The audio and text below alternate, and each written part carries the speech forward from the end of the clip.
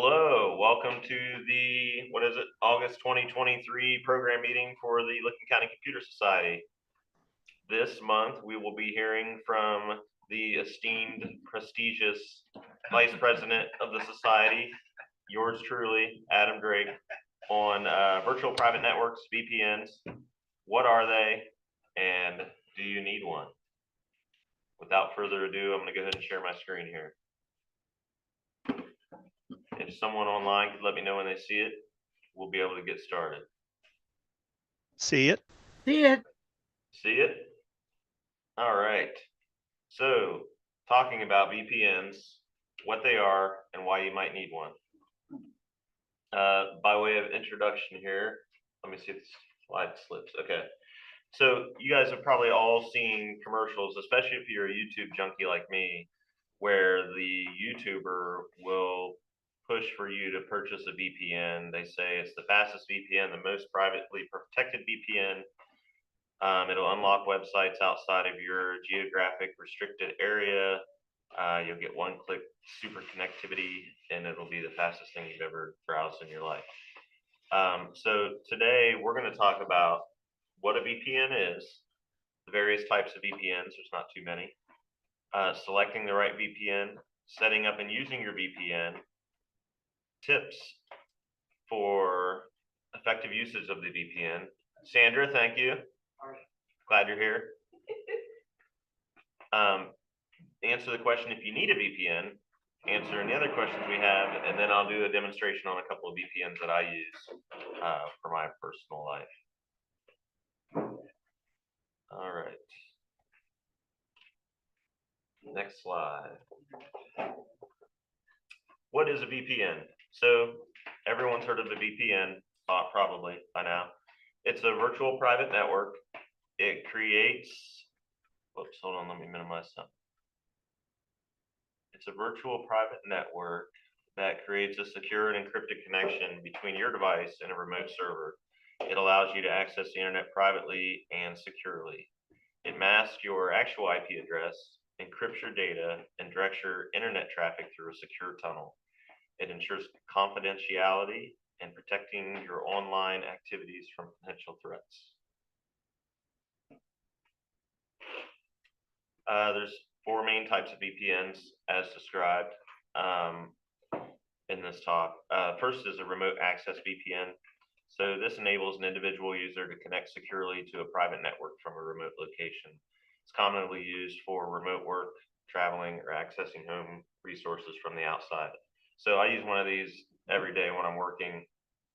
We connect through the VPN so that you can get to your email, shared folders, Teams, basically all the internal websites of the business, and just about any business that allows any remote access, and probably most of the ones that don't still have a remote access VPN, even if they're not having people that remote work all the time. Wouldn't be able to work from home without it. Reverse on that, I use a remote access VPN, which I'll be demoing at the end, to access my home server from this laptop and from other devices when I'm away from home and away from my home network. The second type is a site-to-site VPN. This connects entire networks in different locations securely. It's often used by businesses to link offices, data centers, or branch locations. So if you can imagine a bank, for example, no specific bank I'm thinking of, but a bank, for example, might have branches all over the place, and they might not want to have to purchase a dedicated circuit from an ISP or Verizon or whoever to hard link their bank to the rest of the enterprise. So they could use a VPN that travels over the actual internet with a high-speed internet connection, and it looks and feels basically the same as having a dedicated circuit. They're often used by, okay, so the next one is a client-based VPN. These are the ones you see advertised on YouTube and the web and whatnot. It requires specific software on the user's device, and it offers flexibility for an individual device protection and data encryption. The fourth kind I have on my list here is browser extensions. Some VPN services provide browser-based extensions. I don't have a lot of experience with these. Maybe someone else does here. but they allowed selector protection for the online activities within the browser only. It doesn't cover the rest of the computer.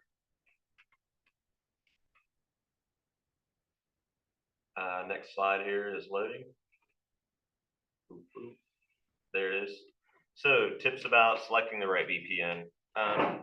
Understand why you're getting a VPN in the first place. Define your purpose, whether it's privacy, security, streaming, etc. Decide if it's for personal or business use. That's going to make a difference on what you select. If it's for business use and you work for a company, you're not going to have much of a choice. You're going to use whatever they select for you.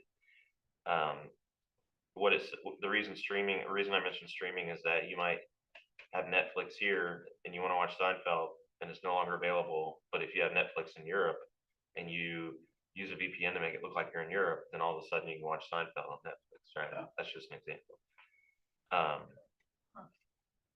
Another one is the essential features for any VPN is strong security. Look for the robust encryption protocols. Server network, choose a VPN with servers in preferred locations. If you want it to look like you're in Europe, make sure that you're choosing a vendor that has servers in Europe. No logs policy. This is important if you don't want any of your activity traced back to you from the VPN. This means that the VPN provider is not logging anything. So if they come back and say, hey, which one of your clients was doing X, Y, and Z at this date and time, they'll say, we don't know, we don't log anything. So that's definitely a big one. Another one, performance matters. So test for speed and performance to avoid slow connections. Confirm your optimized servers for your activities. You can choose the server that you want. Now they say test for speed. You might not be able to, you can test for speed after you've already signed a multi-year contract with a VPN provider. That won't help you much. So if you can do a free trial and test the speed that way, that's probably recommended. Device compatibility, check compatibility with your devices and simultaneous connections. For this one, you got to check if you're running Linux, especially, you want to make sure that the VPN provider you have either has a client or really good instructions for setting up the VPN on whatever operating system you're using. Excuse me, please. Yes. Right. Mary Frances wishes you would repeat the performance matters. Yes. You want to test for speed and performance to avoid slow connections over the VPN, because when you're on a VPN, all your internet traffic is going through someone else's server. So the speed can vary greatly depending on how many other people are on that server and what kind of speed that server has on its connection to the internet to begin with. You also want to confirm that the optimized servers for your activities, some servers are dedicated for streaming, some servers are dedicated for downloading. A lot of the servers on VPNs are general purpose, but a lot of VPN providers will have options for which kind of VPN server you want to use, which one's tweaked to your use case. Thanks for the extra information. Certainly. You want it to be user-friendly. You want to make sure the VPN you're using is easy to set up, intuitive interface, especially to know if it's on or off, and for a hassle-free experience. Support and pricing. You want reliable customer support, live chat, email. Those are pretty key if you need help. And then compare pricing plans and features to match your budget. Next slide, loading. So setting up and using a VPN. Just 8 steps here for setting up and using a VPN. The first step is to choose the provider, research and select a reputable VPN service based on your specific needs. Sign up for an account and choose the subscription plan if they have more than one option. Step 2 is download and install. You want to visit the VPN provider's website and download the appropriate app for your device or operating system. Install the application following the provided instructions. And when it comes to choosing providers, sometimes it helps to, I didn't mean to jump back, but sometimes it helps to talk to people that you know, rather than just going by, searching VPN providers. Everyone on the internet has a bias, especially when they're getting money to shell for a specific vendor. So step 3, launch the VPN application. You want to open the app, and log in using the credentials from the provider. Some apps might require permissions for proper functioning, special permissions on the operating system, admin rights on Windows, root access privileges in Linux, for example. Select a server is step 4. You want to choose a server location from the provided list, assuming they have a list in different locations. And you want to consider the server proximity and the content accessibility. So if you're not worried about accessing content that's not available in the United States, you'd probably want to choose a server that's close to you in the US. Connect to the VPN is step 5. Click the connect button in the client, ensure a secure connection, wait for the app to connect, and display a confirmation message. This next one is probably the most important. Step 6, verify your connection. Confirm the VPN is active by checking your new IP address and server location. Test your internet speed to ensure that the performance is satisfactory. So step 7, using the VPN. Once connected, all internet traffic will pass through the secure VPN tunnel. Access websites, apps, and services as usual, as you normally would, with added privacy and security, and maybe a little slowdown. Step 8, disconnect. When you're done using the VPN, return to the app, click disconnect. Your internet connection will revert to the normal connection to the internet using your normal public-facing IP address. So tips for effective usage. Just a few tips here.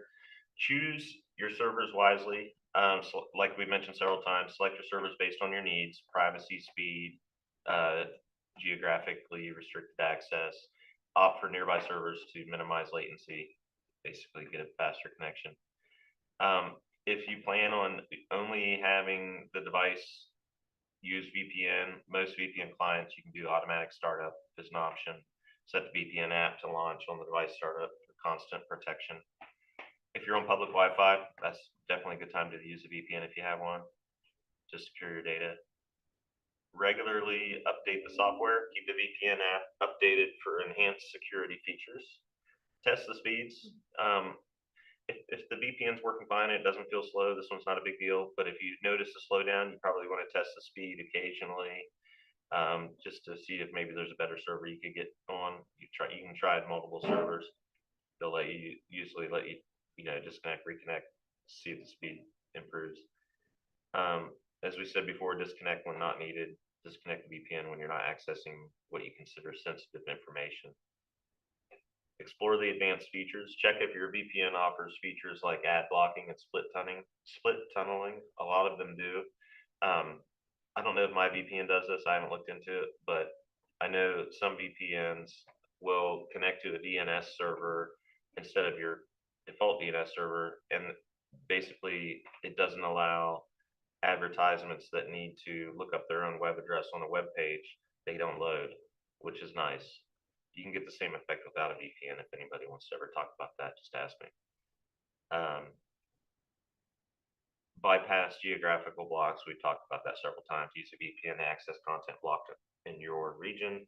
Another example besides streaming Seinfeld would be if you're in a foreign country that's against your religion, for example, and you want to be safe to start, visit an online church website or something, VPN might be able to get you there. You select a server in a more freedom-oriented country.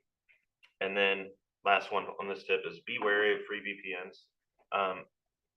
This one says they might compromise your data or privacy. I haven't had that experience. The only experience I've had with free VPNs is that they were very, very slow. So unless you're using the free VPN to access, like text-based websites that might, get you in trouble without the VPN, like depending where you are or whatever, then they're probably not going to be adequate for video streaming or downloads or anything, the free ones. Another question. Yes. Can you tell me what kind of money you're talking about if I don't do free? Yeah, I think I pay around, what was mine? I don't remember how much it was. It wasn't a lot. It was so little that I don't remember, but I think at most it's like $100 a year. Oh, okay. That, that kind of money. Okay, Yep. that's good. I'm sure you can pay less, but I mean, the less expensive ones are probably gonna have slower connections, less server options, etc. So, final slide here. Do you actually need a VPN? Consider your online activities. Do you frequently use public Wi-Fi networks? If so, a VPN might be a good idea. Are you connected? Are you concerned about online privacy and data security? Might want a VPN. Geographical restrictions, which we've mentioned several times. Do you want to access content not available in your region? Are there websites or services blocked in your country? That'd be a case for a VPN. Remote work and business needs. If you're working remotely, typically your business is going to provide a VPN for you. And if you're at a business where you require secure communication between different locations, that would be another business need. Privacy concerns. Are you uncomfortable with your online activities being tracked by your ISP or websites? So if you're doing things like downloading illegal music on, what's it called, Napster, and you don't want to get caught, that would be a privacy concern. If you don't want the government or ISP or anybody being able to see what you're doing. And then streaming and downloading is listed again here. Do you want to stream content without buffering or access torrents anonymously? Remember, this is being recorded. Yes, I'm just saying these are reasons why you might want to do it. I don't know what Napster is. I just heard of it. I'm sure it doesn't exist anymore. Oh, and the one thing I wanted to mention here that I forgot to include back on the slide for the different VPN types, another big one is business to business, B2B VPNs. So if you have two corporations that want to access each other's servers or systems, one corporation could be, a service provider to another corporation. You would use a B2B VPN, which would be very similar to the ones that are used between business locations of a single corporation. And now I'm going to show you guys a little demonstration. I'm going to switch to sharing my entire screen here. Maybe. Desktop one. Let's see if it goes through.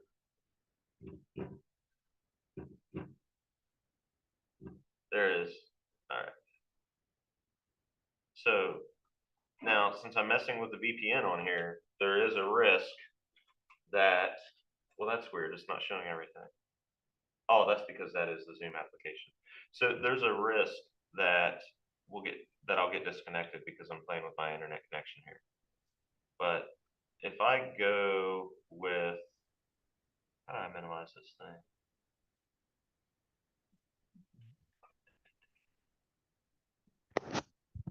Someone probably knows. Oh, I'll just move it down here. All right, so if I go to a website like ipleak.net, it will show me that currently my IP address is this. It's internet facing IP address. It knows I'm in Ohio. It will show me DNS servers that I might be hitting. And if I was to download one of these, they do a test torrent thing here. And if you download the torrent, it'll tell you which IP address the torrent tracker is seeing, which, right now without a VPN would be the same. It knows that we're in Newark. So now if I open up my VPN client, which I'm on Linux with NordVPN, most applications are going to have a GUI interface. I don't have one for this. But if I go to NordVPN Connect, it's connecting me to a United States server, number 9040. I don't know where it is exactly, but we'll find out in a second. So now I'm connected to the VPN. You guys still see my screen? So let's refresh this ipleak.net. Now, I went from Ohio to New York. Now can you guys still see my screen online? I'm assuming you can. But now I've got a 193 IP address. It thinks I'm in New York State. There's only one DNS server visible here now. It's in New York also. So it thinks that I'm in Buffalo, New York. And it's that easy. And if you go to the NordVPN, the provider that I use, if you go to their website, they can give you instructions on how to pick different servers. So I could have selected a different country if I wanted to, but I just went with the default. And then if I do NordVPN, disconnect, it'll take me back off of here. Look, it'll refresh by itself on the bottom there, but let me refresh up here, see Ohio again. Yep. So that's what a personal VPN looks like for protecting your location and privacy from your personal device using a VPN. And the other one I want to show you guys is called, now it's blanking on me. It's blanking on me. What's it called? Well, we're just finally seeing that you're back in Ohio. Okay, good. Then it's good that I couldn't remember what it's called. Trying to think of the name of the other one that I use. Oh, it's on my presentation. Tailscale. There we go. So if we look for Tailscale, and I go to the Tailscale website, and I go to the admin console because I'm already logged in, I can see that Tailscale is free, by the way. I can see that I have these 4 machines in my Tailscale, virtual network. And if I look at the ZBook, that's the one I'm on here, and I have my servers named Computron, I click on the IP address and copy it. And now, even though I'm not on my home network, like if I click on my link for Computron, the one I use from home, it's not going to work because Computron local is not reachable from here. But if I just put in the IP address,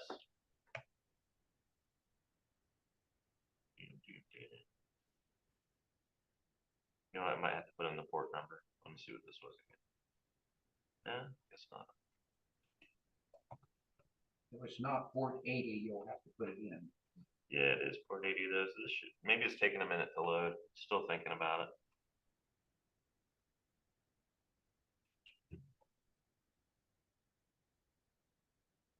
Oh, you know what it might need is the HTTPS.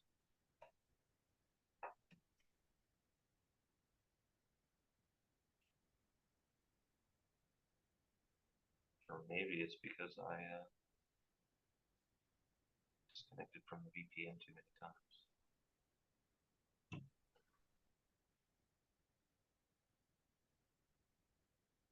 I'm going to try killing my browser and reopening. Still in the meeting, right? Yep, we're still seeing you. Go back to Tailscale. The admin console. Computron is connected. Copy the IP. Paste.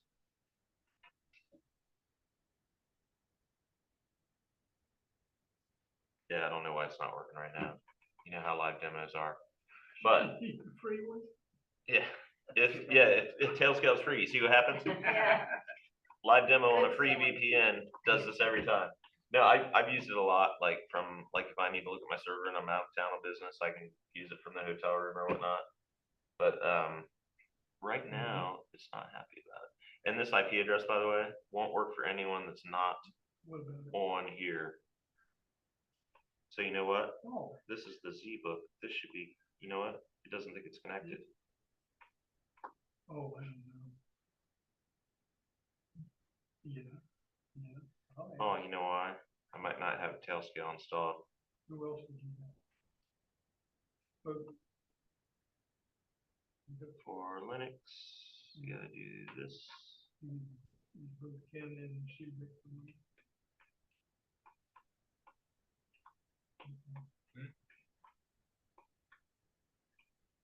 This computer? Yeah. That'll work. This is a computer from the Computer Society.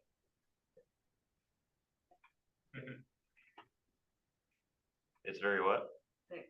Yeah, it's very heavy too.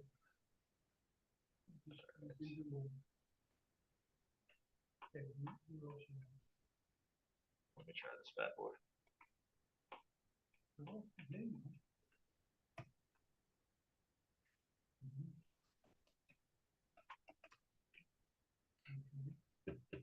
Whoops.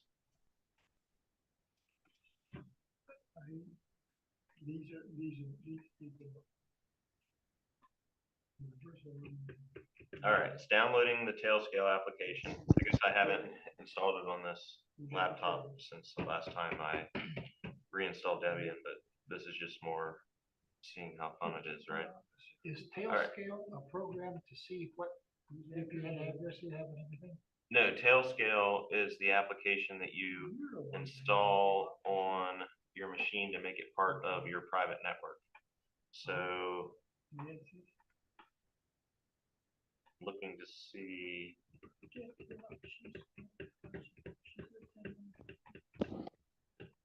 Let me see here.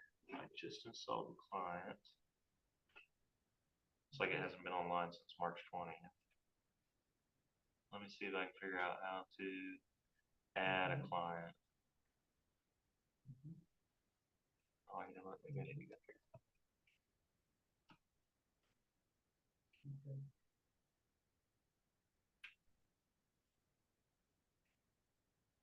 Nope, that's not what I want.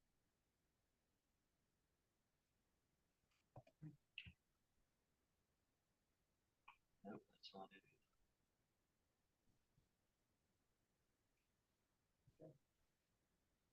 Sorry, guys.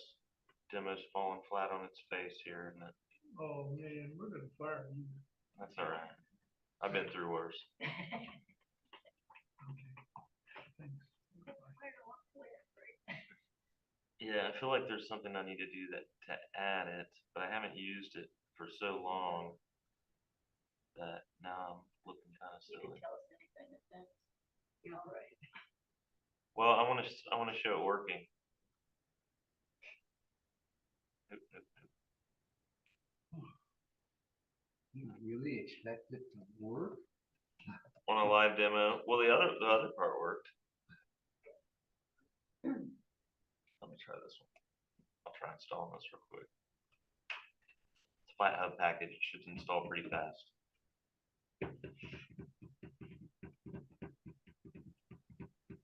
My brain's not sharp enough to keep up with all these different new things I'm hearing. I wonder if I can log in here.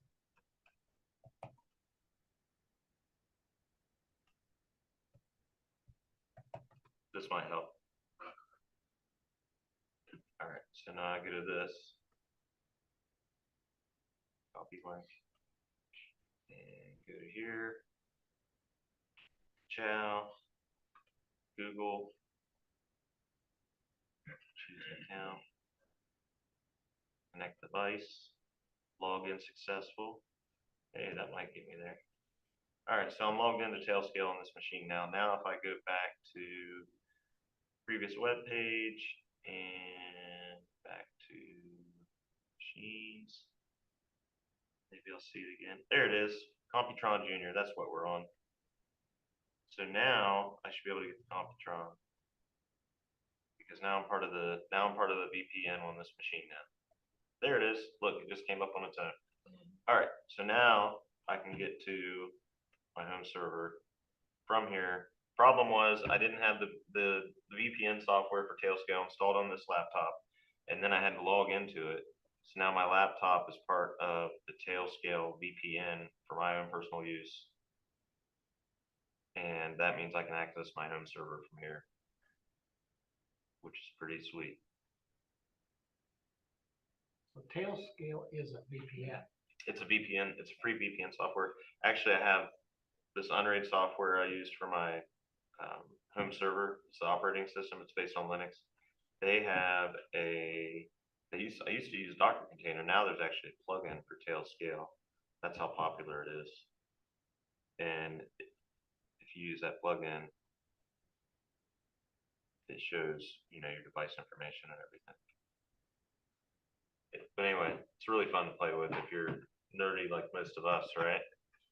Yeah, but let me ask a question. I'm reading where it says the key will expire.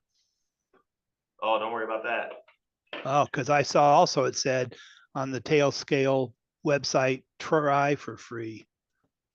Yeah, it says try for free, but it really is free. I've never paid for it. Let me see if I can go back to, Things change. well, it's free for personal use. I'm gonna go on that link and see what it says. And, oh, no, it's not getting me there. So how they gonna know it's personal use if they can't get into it to find out what you're doing? Well, I think it goes on the number of devices. So if you click try for free, oh, I'm already logged in. Let me try logging out of the website and see what it says for the options. But Tailscale, it's not a personal VPN that you would use for online protection. It's only used for accessing machines over the internet using a VPN. So I don't think that, oh, it's not showing me the options. Let me try something else here. Pricing, here we go. Tailscale pricing. Free for individuals or small teams who want all the Tailscale has to offer for free. Up to 3 users, up to 100 devices. That would cover anybody. That would cover our whole organization. So the free version's great. Starter lets you do unlimited users. And it goes up from there. If you're an enterprise, you have to contact sales department. Is that a month, $6 or what? Per active user per month. But if you stick with free, you don't have to worry about it. I'm good with free. I like free. And then the other one I was using for privacy protection is NordVPN. So, any questions? What was the place you went to before that showed all your connections and Oh, the admin console, is that what you're talking about? Or the IP leak? IP leak? Is that? Yeah, IP leaks on the internet for anyone to use. IPleak.net shows your IP address, location, all that stuff. There's a lot of websites like IP leak, but it's my favorite. We asked about, all these ones that you're talking about here use a server somewhere that you connect to. Yep. Obviously, so that you don't need to know the IP address, because you know that changes constantly. I have one that's called Soft Ether. Mm-hmm. It's peer to peer. Oh, And that's gotta be you have to interesting. know the IP address to connect to it.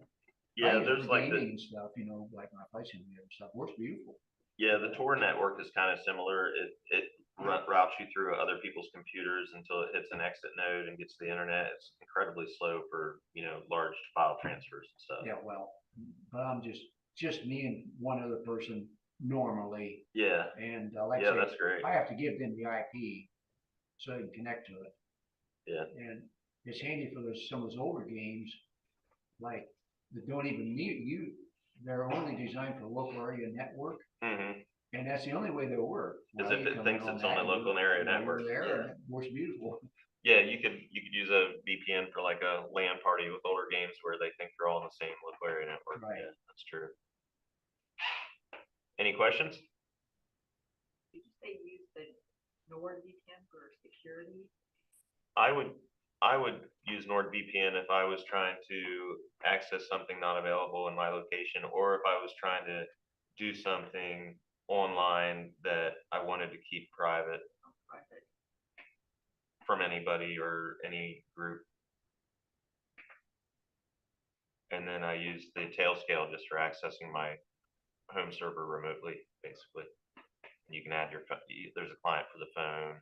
NordVPN has a phone client. I never use it. The only time I even use NordVPN is on my home server. But yeah, they're both pretty powerful, flexible tools. Nord is probably the 1,000-pound gorilla, as they say in the VPN world. If you've seen a VPN advertisement and only one VPN advertisement, it was probably for NordVPN. They're extremely popular. Any other questions, comments, concerns? Yes, I thought I would want one, but after this, I'm having second opinions. Well, I would say if you look at the slide where I talked about why you might want one, Well, I can't read it. My eyes won't take it, but nevertheless. okay, yeah, so I would say if the websites you go to all have this little lock pad and the connection is secure, and you're not worried about the government or anyone looking at your activity, and you're not worried about trying to stream something that's only available in certain geographic locations, then you probably don't need one. Okay, I got that. Okay. All Well, right, I fit all those categories. good. I would say most people don't need one. But I wanted to talk about it because the advertisers act like if you don't have one, you're just handing your information over to the hackers that are gonna, take your Visa and That's true.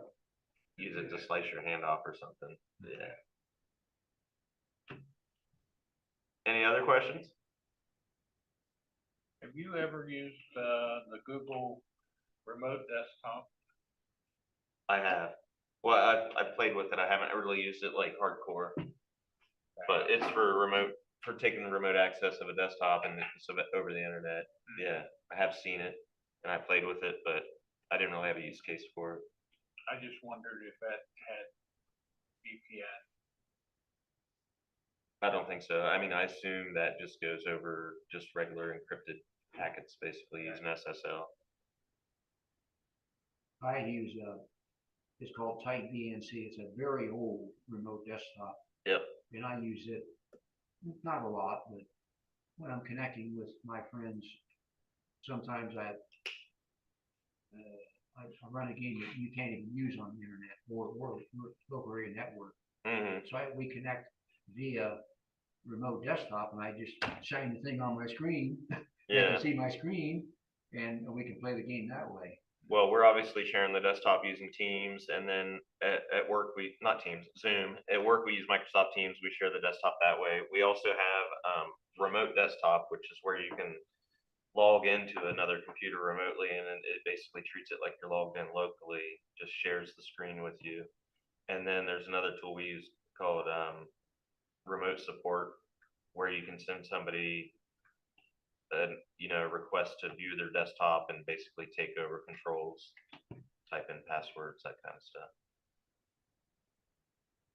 There's probably a million of each that we've never heard of. There's probably 100 different VPN providers to choose from.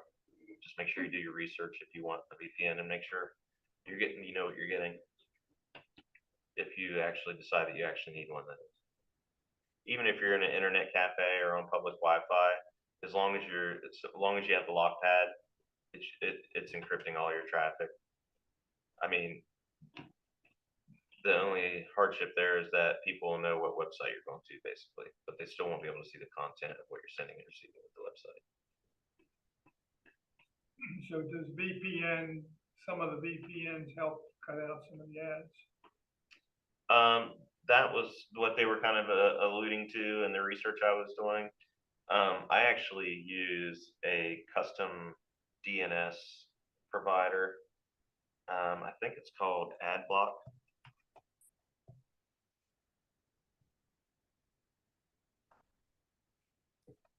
So if I look up AdBlock DNS server, John Kennedy got us into that one long time ago. That's a good one.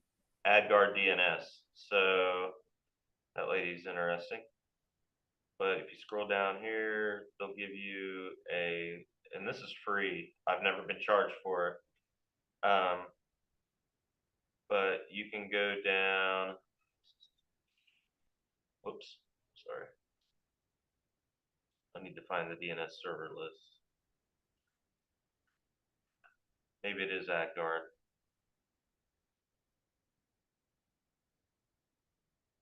Let me try AdGuard server list.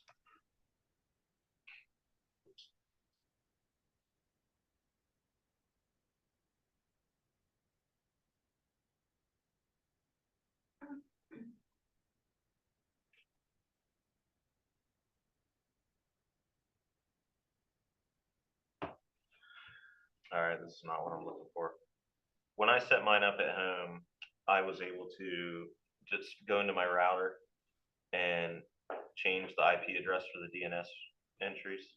So instead of going to the default Google DNS servers, it goes to I swear it was AdGuard, but it goes to the AdGuard DNS servers instead. And whenever you have an advertisement in a browser window or even on your phone or even a mobile game, it has to reach out to the server that's hosting the content for the ad. And if DNS servers used to find the IP address of that server based on the domain name, and if it's unable to find it because your DNS is blocking servers known to be associated with advertisements, then you won't see the advertisement. Just trying to, When you just see a blank portion of your screen. like on my phone, I'll see like a place that says advertisement inside of an empty box Uh-huh. when I'm scrolling through an article instead of seeing the actual advertisement. So it'll still block part of the screen you want to look at. No, it's like if you have a break in text where an ad would be, it's just a blank space and you still have the text above it and below it, like if you're scrolling through a website. But what I want to see is underneath where that. No, the text, no, it's not covering anything up. Like a popover ad you wouldn't see. I'm just trying to remember, wasn't this hard to find last time?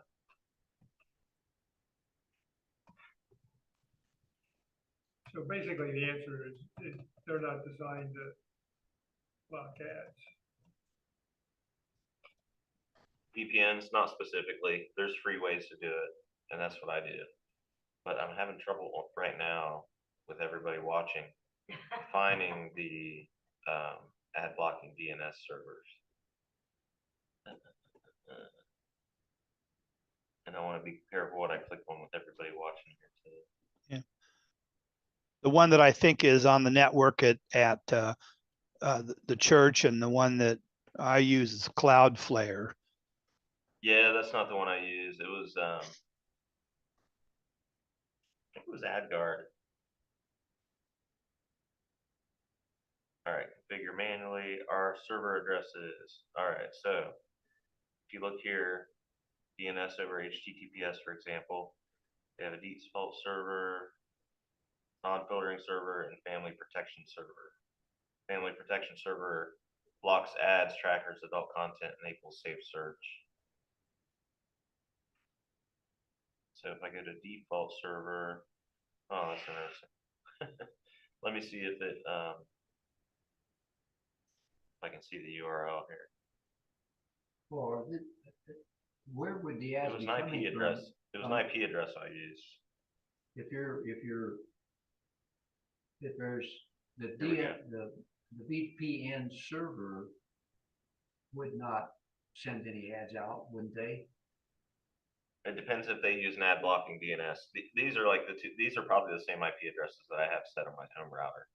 But you set your DNS servers to these, and when the advertisers try to load their content, it doesn't work.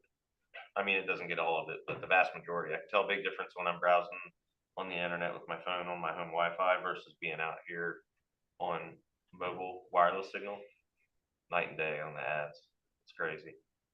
And even with mobile games, like some mobile games, like if I play it on my home network, I don't get any ads. And if I play it like at the doctor's office in the waiting room, I get these loud blaring ads. Not even worth using. But Well, why on that middle one for non-filtering servers would you even think about not blocking ads, trackers, and that stuff? I think for that one is maybe you don't want to use the default DNS from your internet service provider or the one that's baked into your home router or whatever. For if you had a reason, yeah, these are just basically standard regular DNS servers, probably worse than the ones that you normally use. But yeah, I use this one up here. Block ads and trackers.